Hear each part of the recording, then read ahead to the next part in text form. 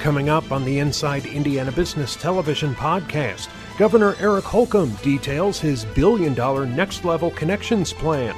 What is the future of 5G technology in Indiana? Part 1 of a special series on Crane. A spotlight on Endangered Species Chocolate. Big Brothers Big Sisters has big plans in Indiana. The INnovators takes a look at a snack bar maker. And our insiders weigh in on the week's top stories. Welcome to the Inside Indiana Business Television podcast. I'm Andy Ober. Governor Eric Holcomb has unveiled plans for the state to spend $1 billion on infrastructure projects he says will boost talent attraction and quality of life throughout the state. Next-level connections projects range from interstate work to trying to attract more international flights. The governor joined Inside Indiana Business host Gary Dick to talk about the ambitious effort. I want to talk specifics in a moment, but to bottom line it, because there's a lot to unpack here. Sure. In your view, this $1 billion plan, what's the bottom line? What's it all about? Well, Next Level Connections is, as you say, a big, bold program to better connect us with each other, connect us with the beautiful outdoors, and better connect us to world destinations and markets. And so, having 6 different modes of transportation involved in one package, whether it's broadband internet going into rural areas that are now underserved or unserved, or trails linking our communities together, or, like as you mentioned, direct flights, accelerating big transformational regional road projects, our potential 4th water port, the rail projects up in northwest Indiana, which is all about helping us attract talent into that quadrant of our state, from Hammond down to Dyer, and then from Gary over to Michigan City. So this is an all-the-above ambitious program. It's all about investing in our Indiana people and places, and that goes right to what you said at the outset, and that is improving our quality of life here in the state of Indiana. Let's talk about the biggest chunk of money, $600, targeting a ramp up, an accelerated completion of I-69, ramping that up or improving that by 3 years. Yeah, $600 million, meaning that we're going to pull that back to 2024 to be completed, not 2027. That also then in turn frees up $600 million down the road. But having that connection between Evansville to Indianapolis is only part of the story. It is really connecting 3 countries, Mexico, the United States, and Canada. And so having all 3 of those markets connected on one route, that's a game changer. Something you mentioned that I think that hasn't been talked about a lot is the fact that by doing that, by accelerating the completion date, you're freeing up some more money. This has become the Indiana way, under budget and ahead of schedule. And when we're talking about I-69, one of the biggest projects in the country, completing it section 1 to 6, or 31, or making that a stoplight-free experience, being able to put it on cruise control in South Bend and not have to take it off until you get to Indianapolis, or those improvements on 20, which parallels the toll road, or the improvements themselves. The Indiana Toll Road Concession Company, they're going to invest by year 2025 $500 million into that road, making it one of the best experiences that a motorist could have. Okay, rural broadband is a huge issue for many areas of the state, and you've targeted $100 million to improve that high-speed internet. Well, Purdue University just recently, in about the last 10 days or so, released a study that said that 93,000 Hoosiers live in internet darkness, which equates to about, depending on how you look at it, a loss of $12 billion over the next 20 years, or a gain of $12 billion if we usher them into the light, so to speak. And so we know this is not just about the connection, but it's the connection where it leads to. It's telemedicine, it's better crop management, it's more online education pursuits and possibilities. So we want to make sure that this is about all of Indiana, and all 6 modes of travel and all 92 counties could benefit from the trails or the internet or the roads. Right. I want to touch on a big one, too. $90 million for bike and riding trails, connectivity, quality of life, I assume. Absolutely. And you see, we've made tremendous progress on this front as well over the last decade. You kind of organically see the dots and the lines emerging community by community all over the state of Indiana. We want to connect those dots. We want to make sure that by year 2020, every Hoosier is within 5 miles of trail access. We know this is a huge factor, quality of life factor, those amenities, and nothing better than hiking or biking or getting out on a horse and riding the trail. Yeah, before we get to the payment issue, $20 million for nonstop flights. We've got the nonstop from Indy to Paris that launched earlier this year. What other markets could we potentially see? The first transatlantic flight is proof positive that this works. It's exceeding our expectations. But we want to make sure that we can connect with more North American, more flights direct to Asia and Europe, et cetera. We want to become the Midwest hub for international flight. All right, you want to fund this by increasing the tolls along the toll road for heavy-duty trucks. Some Democrats, Representative Pat Bauer, among others, say there hasn't been transparency. He calls it a tax increase. Your response? Well, we were well under market on axles 3, 4, and 5 compared to other toll roads around the country. The good news is we're still well under market, that rate for axles 3, 4, and 5. It won't affect passenger cars. And so we want to make sure that first and foremost, that toll road, the Indiana toll road, is the safest, swiftest mode of travel for passenger cars and for truckers, quite frankly. And it will be under this new renegotiated deal. All right. Multiple forms of transportation and connectivity impacted by this $1 billion plan, including a potential fourth port. Indiana Governor Eric Holcomb, as always, thanks very much. Great to be with you, Gary. All right. Still to come, part 1 of a special series on Naval Support Activity Crane and a look at the growth of endangered species chocolate. But first, FCC Commissioner Brendan Carr says Indiana is our future when it comes to wireless phone and data technology. He came to Indiana last week to talk about the rollout of 5G technology. Inside Indiana business reporter Mary Rachel Redmond has more. FCC Commissioner Brendan Carr says Indiana is among those at the forefront of the mobile broadband revolution. During a press conference at the State House this week, the commissioner announced the FCC's plan to unveil what it calls common sense regulations to guide the rollout of 5G nationwide. Carr says Indiana's current policies on small cell wireless deployments will help shape the future of 5G. And the FCC isn't the only one noticing. In recent weeks, both Verizon and AT&T announced Indianapolis will be among the first cities in the country to receive the higher speed service. So how did Indiana leapfrog places like San Francisco and New York City? The reason why Indiana is getting these deployments is the policies that the state legislature put in place here. So we thought, how do we build on those ideas so that every community, not just Indiana, but across the country, gets a fair shot at next-gen connectivity, building on the grassroots ideas first identified here. Take one aspect of 5G. A lot of people talk about autonomous cars. If we can make that a reality sooner in more communities, think about the lives that can be saved. Obviously, there's a tremendous economic upside as well. So we want to see that spread through more communities. The FCC is set to vote on the 5G plan by the end of the month. A source within the FCC tells me he expects the vote to pass. One interesting side note, an Accenture report released earlier in July found that implementing 5G in the U.S. would lead to $500 billion in national GDP growth while adding 3 million jobs to the economy. Gary? All right, more tech momentum. Rachel, thanks. Later in the podcast, Endangered Species Chocolate fills us in on its newest product, and Big Brothers Big Sisters announces an Indiana expansion. But now, our month-long series taking you behind the gates at Naval Support Activity Crane begins with a look at workforce opportunities at the installation. Crane operates like a small city in southwest central Indiana. Technical Director Brett Seidel and Kim Rush with Human Resources joined us on location. Naval Support Activity Crane spans more than 60,000 acres, about 40 miles southwest of Bloomington. It was established in 1941, just 6 days before the attack on Pearl Harbor. Today, Team Crane supports the world's third largest naval installation and the second largest Army ammunition depot. It is Indiana's only federal lab, where scientists are developing complex night vision systems and electronic and undersea warfare systems.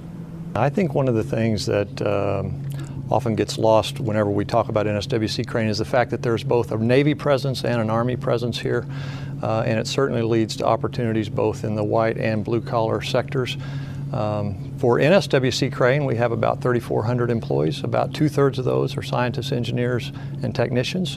So we have we certainly lean toward the white collar portion of that equation. but tons of opportunities for folks of all persuasions. We often spend a lot of time talking about the transformation that's taken place here at Crane. If you go back to the 2005 timeframe, we were an organization that did a lot of things for a lot of folks, and we were proud that our labor rates were cheap. And at that time, we started asking ourselves questions about where could we provide most value, where could we have technical depth and expertise, where could we be national leaders. And we stood up those three mission areas of strategic missions, electronic warfare, and expeditionary warfare. And I would say that a decade later, substantial growth from a national leadership perspective, and we have seen considerable growth in our technical expertise as well, on a five-fold increase in PhDs, for example, since that time. It is a workforce that is changing. Kim Rush is a native of Seattle who opted to stay at Crane rather than return home. Life brought me here to Southern Indiana. I had a chance to go back to Washington State, and I chose to stay here because I'm really passionate about my job. The benefits here are great. The work-life balance is phenomenal. Being federal employees, we get 10 paid holidays. And at least I can speak for the Crane Army side, you get about 200 hours of annual leave that you can accrue. And we work a 4-10 schedule, which is, I think, a little bit different than some of the other schedules offered with our Navy partners. So we get 3-day weekends and sometimes those 4-day weekends. So that work-life balance to me was very important. And a lot of those other benefits that you just don't get anywhere else. I don't know of many other places, maybe Amazon, maybe Google, some of those places where you have a gym on base, you have our MWR, which they run the marina, you can rent boats. I can do that all within kind of our Crane base. On the technical side, she mentioned Google, Amazon, some of those tech companies. From that technical side, talk about the ability for engineers and those people with technical expertise to kind of come in and flex their engineering muscle, if you will, the kinds of projects and kinds of things that go on here. Our technical expertise in those market verticals that I mentioned really has grown substantially. Where I think a decade ago we might have struggled a little bit to bring in technical talent and have them immediately engaged. That's just not the case today. Folks come here, they're excited about the workload. It's why we've seen the 5-fold increase in our PhDs. And we have great reach back to our academic universities and our industry partners. And because of that, just able to bring great subject matter expertise to solve kind of the nation's and the Navy's technical problem. Remember, you can catch Inside Indiana Business Television on stations throughout the state every weekend. Head to InsideIndianaBusiness.com to check listings. Still to come, big news for Big Brothers, Big Sisters, and the INnovators with Dr. K. But first, 13 years ago, Endangered Species Chocolate moved from Oregon to Indianapolis. The company now employs nearly 50 and produces more than 25 million chocolate bars a year. Director of Innovation Whitney Bembenek and Director of Marketing and Brand Todd Dalbert joined us to talk about the company's story and a recent expansion. A lot has changed. It's been a few years since we've had the company on the show, but take us back to the arrival in Indianapolis. I remember it 13 years ago, the company really came to Indiana from the Northwest U.S. in Oregon. So talk a little bit about that. That's correct. So the company was incepted in Talent, Oregon, where a gentleman had a passion for chocolate and conservation. And so from that very day, 25 years ago, we made a commitment to give back to conservation. And today, the senior leadership has set forth the goal of giving back $1 million to our nonprofits on an annualized basis. Yeah, we'll talk a little bit more about that because that philanthropic piece is ingrained in the business model. It really is, and what's interesting about that is it's the one thing that's not changing about Endangered Species Chocolate is that commitment to the mission. As we move forward, we have deep dived into understanding our consumer and appealing to them best so that we can meet those goals to get that give back. Yeah. Todd, we're going to talk about some of the changes here in a moment, but talk about growth. Because as you look at it, again, 13 years ago, the arrival of a small, efficient company, you're now producing more than 25 million bars. That's a lot of chocolate. It is a lot of chocolate. 100,000 bars a day are produced in our facility here. And so, the great thing about that is that we've been able to figure out a passion for our product and be able to carry that out to the consumers. So many of our consumers are driven by what our product's mission is, and our ability to give that back 10% on an annualized basis is really an exciting thing. We'll talk about this, a new product, and again, that connection to conservation, specifically elephants. So our newest bar this year is a 60% dark chocolate with salted peanuts, featuring the African elephant. It's tied back to the Wildlife Conservation Network, which is a partner of ours that has focused on the elephant crisis. And they developed a fund in partnership with Save the Elephants. And it's a staggering number to hear how many elephants are dying every year. Over 33,000 elephants are lost every year to poaching. And it's about one every 15 minutes. Yeah. So it's a staggering number. Whitney, if you could talk about a lot of change. The mission stays the same, but from a brand strategy standpoint, there's change. So starting in the holiday, we are launching a new look for Endangered Species Chocolate. We have 3 great holiday flavors hitting shelves in November. And then starting in the new year, we have a completely new look that we are really excited to share with consumers. All right, as we wrap up, Todd, talk about this big sweepstakes that you're doing for the first time. Yeah, so we've launched a national sweepstakes earlier this year where we're going to take 2 consumers over to Kenya, Africa to experience conservation firsthand.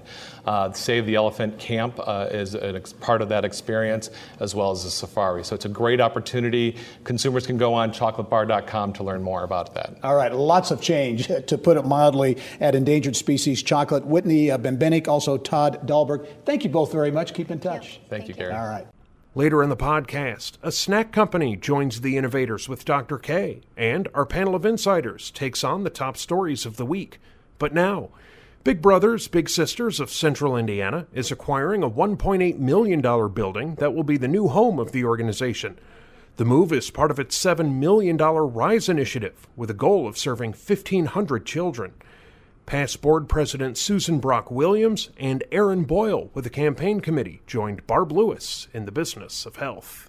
So let's first talk about the location. Why did you choose the location? And I think this question's for both of you, but Susan, let me start with you. Well, the location really speaks to the need that we have for mentors. We have about 1,000 kids in our community right now waiting for a big brother or a big sister. So by having this central location where we're bold and we're noticeable, people will hopefully understand the need for filling our mission and helping these kids.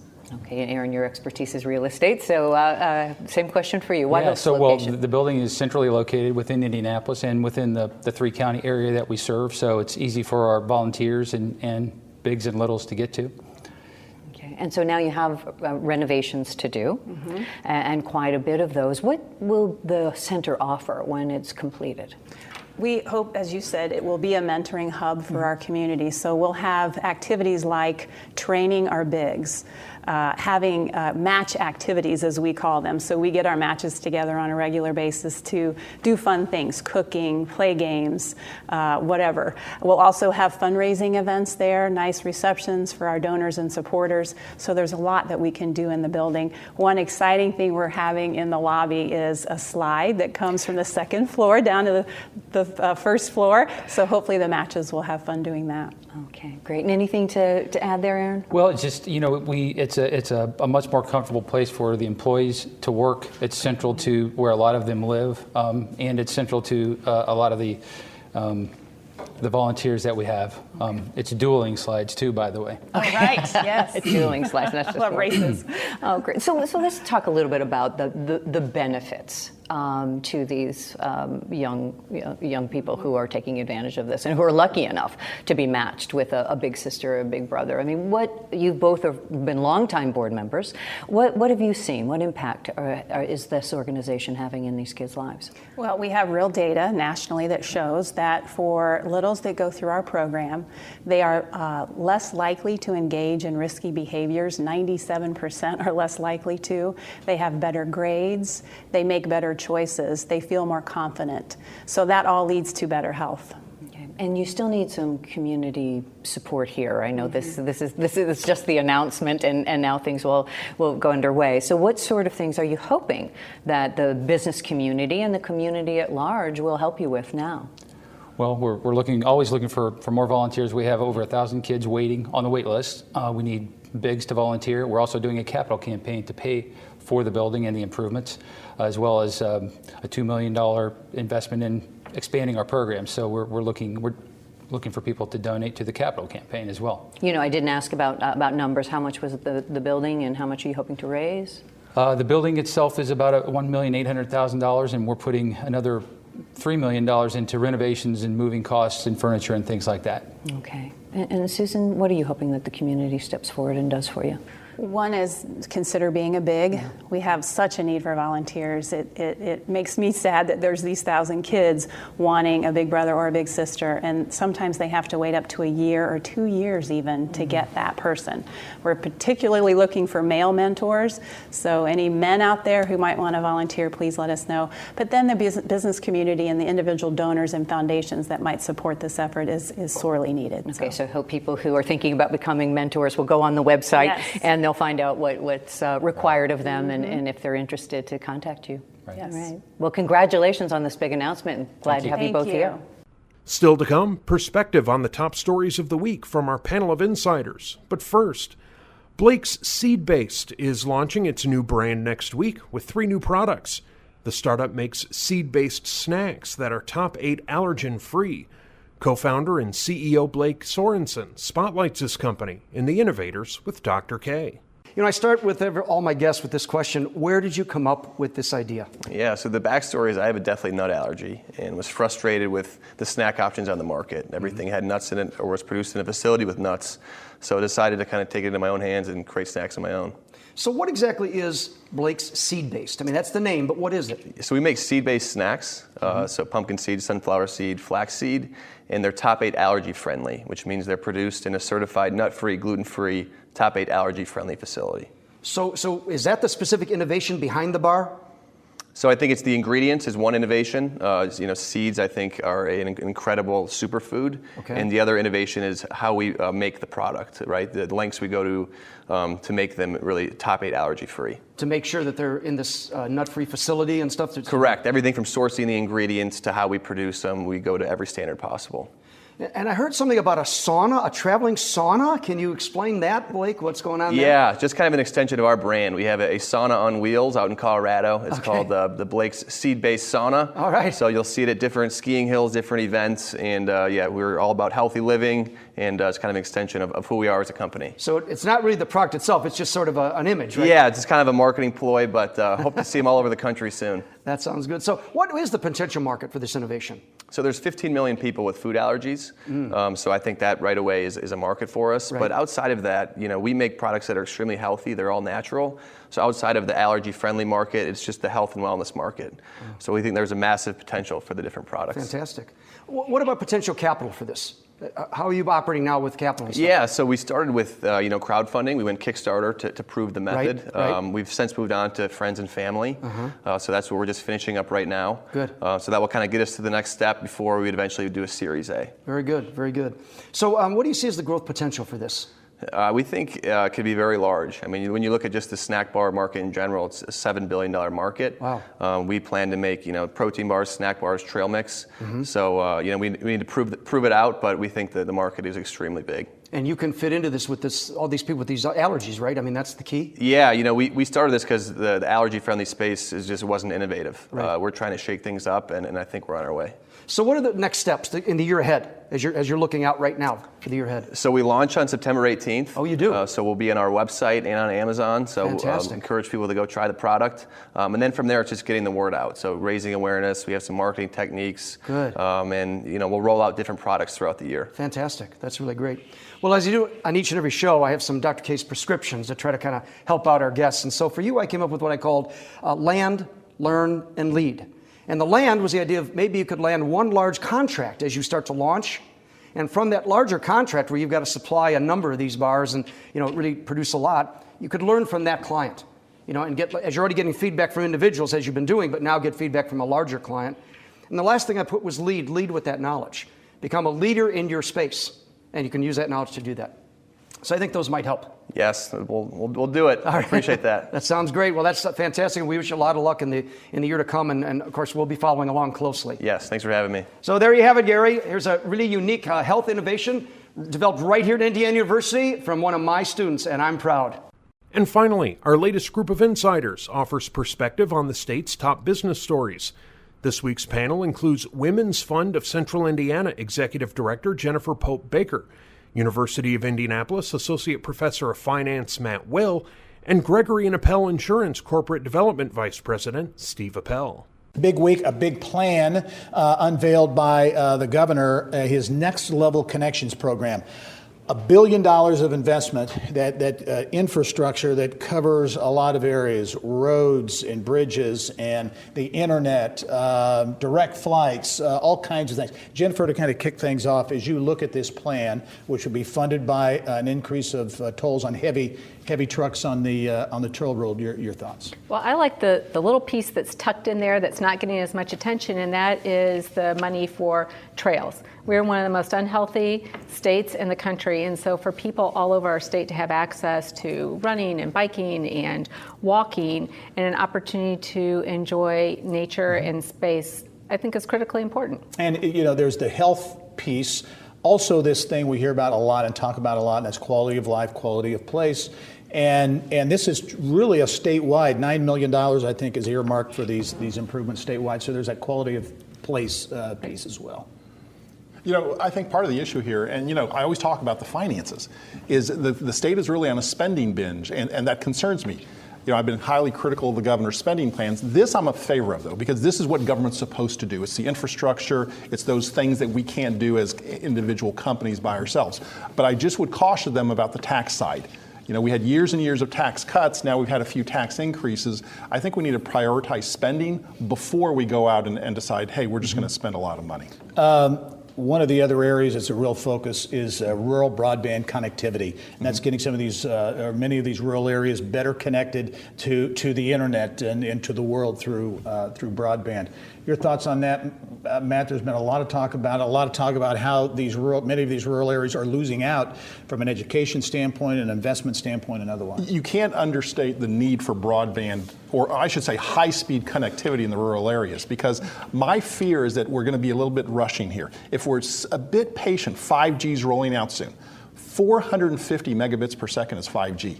Dramatically faster than if we stick in a broadband pipe to these rural communities that gets there in 2 or 3 years, where we may have the wireless technology sooner than that, and I'd hate to have them tethered to that old, slower technology. So you're in favor of the move. It's the technology maybe that... Yes, when they do this, I think instead of putting in hard cable, they need to put in the towers to be forward-looking for 5G. Okay. Another aspect, Steve, big in the business community, that's more nonstop flights, specifically nonstops to international destinations. Of course, the Paris to Indy nonstop launched in May, Flight 500 on race weekend. Your thoughts on this and the importance, in your view, that it has, in particular for the business community, to look at places like Mexico and Asia and those kinds of places? Well, I trust the people in the IEDC and the airport are communicating on where there's potential need. The nonstop Indianapolis to San Francisco has been a very popular flight for the tech space. It's helped attract companies to Indianapolis. The Paris nonstop has been very popular this summer. A lot of people anecdotally have taken it and enjoyed it. I believe you have as well. Right. And then but I don't know enough about the Mexico City demand right now, but maybe that's the link to the rest of South America, and obviously Southeast Asia and China are huge, Yep. So I think it'd be great.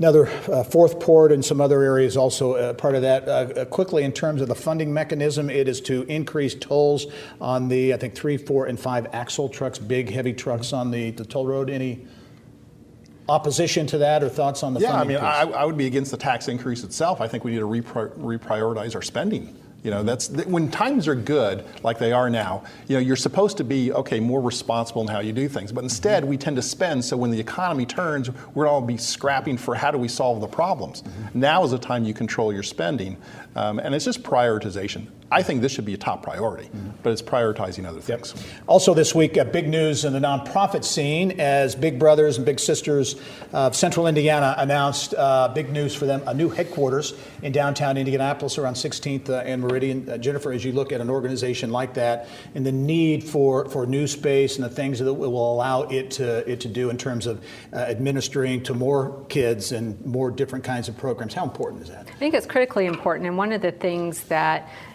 this will do is shine a light on the need for mentors for children, because they're not going to be in that space for a while. It's going to take them a while to raise the money and to build the building. But in the meantime, while it's getting that attention, for people to understand that there are hundreds and thousands of kids in our community who need an adult who will care for them, who will be there with them to help them navigate what our world looks like today, because perhaps they don't have parents who have the capacity for a variety of reasons to do that. And so every adult that we know who has that extra time to be able to spend it and connect with kids will pay off immeasurably. And demand for these services continues to increase, so it's nice to see an organization get new space. Exactly. Like that. Also this week, we saw news from Republic Airways Holdings, the Lift Academy. Steve, the airline industry is really facing a critical pilot shortage. Republic a few months ago said this is a critical need, a critical issue. We're going to take matters into our own hands. So they've essentially opened this academy where they are going to train this next generation of pilots, people who maybe couldn't afford it in the past. They started, they quit, they're in a job, they'd like to change careers. Your thoughts? So a little context, I have a cousin who switched careers at about 30 to become a pilot. He's the first graduate of Purdue's program. Right. And Purdue just launched one of these as well. And but he'd shared that when he gets out, there'd be 5 job opportunities for him, and within 5 years flying for a major. So there's a huge demand, and people have just been retiring and they haven't been backfilling. So it sounds like that there's such demand that they're doubling down. Yep, innovative solution. Okay, before we leave, we've got some sports we want to touch on. This is a big weekend for sports in Indianapolis. The Brickyard 400 is back. It's the opening weekend of the NFL. And I think it may be unfortunate for the Brickyard because that's on Sunday. The NFL opens essentially on Sunday as well. It's an exciting weekend to be in Indianapolis. You have a lot of great choices. Hopefully we will be treated well by Mother Nature. Right. I think that Doug Bowles and company have done everything they can to this year make it exciting to be at the track. With all the activities that took place during the week and the concerts and the new dirt track and having a cooler opportunity to watch the race on Sunday, you can't beat the effort. And you're right. And that new dirt track, innovative effort, trying to make things happen. No shortage of that effort, to be sure. And as we wrap up, the Colts open, a new head coach, a new Andrew Luck, I guess maybe a new shoulder against the Bengals. Any takers as we leave on how you think the season's going to be? Yeah, Super Bowl. Done. So, okay, all right, we'll keep that on tape. I'm going to go, unfortunately, 8-8. But a good improvement. That is an improvement. Okay. I'll take 8-8. That'll be a good one. Steve Appel, Jennifer Pope Baker, also Matt Will. Thank you, one and all. That wraps up this week's Inside Indiana Business Television podcast. Remember, you can find all of this week's TV segments, as well as the top business news from throughout the state at InsideIndianaBusiness.com. While you're there, you can also subscribe to our platform of free e-newsletters. This is Andy Ober for Inside Indiana Business.